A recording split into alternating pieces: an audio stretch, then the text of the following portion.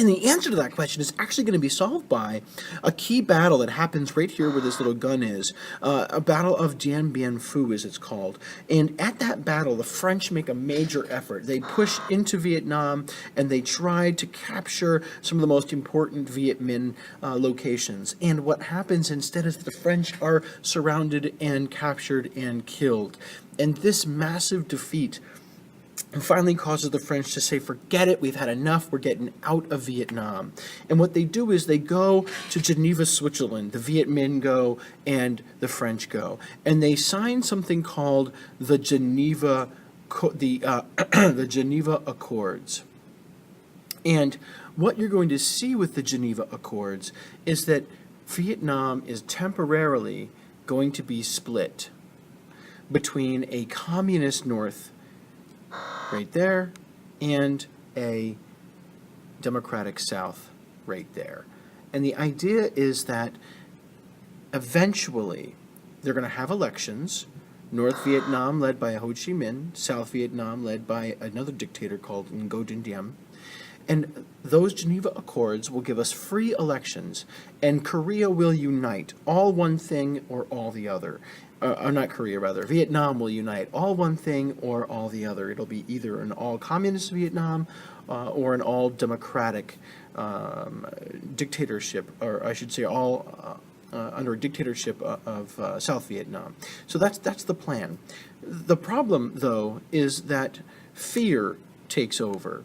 Remember, we had said, how does military conflict divide people within a culture? Well, the answer here is going to be that it's not just that we used to give support to the communists, but Ngo Dinh Diem is afraid to hold those elections in South Vietnam. He's afraid that he'll lose power. He's afraid that as a result of his losing power, that all of Vietnam will become communist. So he refuses to hold the elections. He says, I'm not doing it. I'm not going to hold those elections.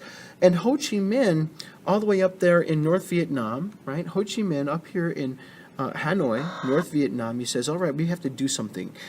If we're going to have this whole area up here, then what we need to do is we need somebody fighting on our behalf in South Vietnam. So here's what's going to happen. The Viet Minh are going to become the North Vietnamese army. So the old guerrilla army that had been fighting against the French, that old guerrilla army under the Geneva Accords is now going to become the army of North Vietnam. And since Ngo Dinh Diem and the South Vietnamese won't hold those elections because they're afraid all of Vietnam will be communist, Hanoi is going to say, we need someone to go out there and make a new guerrilla army in South Vietnam. And they send leaders and trainers down into South Vietnam, and they create a new guerrilla army in South Vietnam called the Viet Cong. And what I need you to understand here as we take a look at this is that the Viet Cong are just regular people.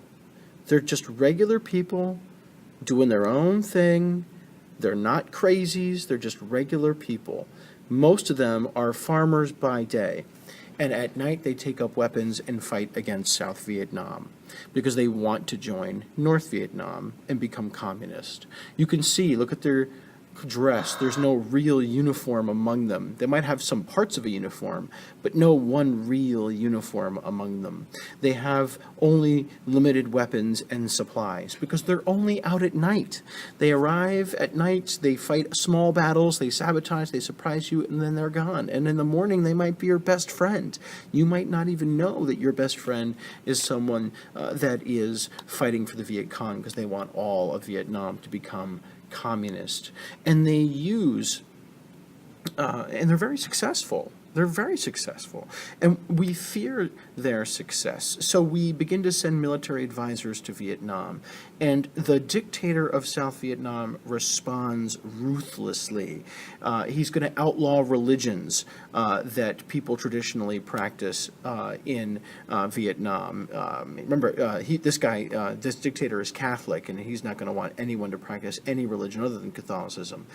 His army will burn, destroy, terrorize in order to have victory. He even takes people and he moves them into these things called strategic hamlets. And we're talking about hundreds of thousands of people are supposed to be moved into these strategic hamlets. And you can see that they've got guardhouses and watchtowers and guard posts and trenches and areas where people will end up living in their different zones. And you can see, here's one actually from the air, a strategic hamlet. And it will take people, thousands of people, away from their homes. It'll take them away from their land, away from their crops, and it will force them to live under lock and key.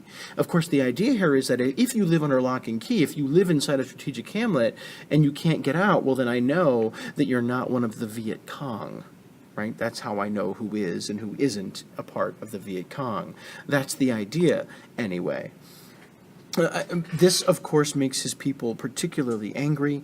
In South Vietnam, the people have a tremendous connection to the land. Their ancestors are believed to inherit and inhabit the land and the area around them. So to take people away from that would be to take them away from their ancestral beliefs. It's a big deal. So what we'll end up seeing here is that in Ngo Dinh Diem's policies, people will begin to protest. People will begin to fight out. They'll strike out. They'll lash out. And that eventually he'll actually end up being assassinated because he becomes so unpopular with his attempts to keep the Viet Cong from turning South Vietnam all communist.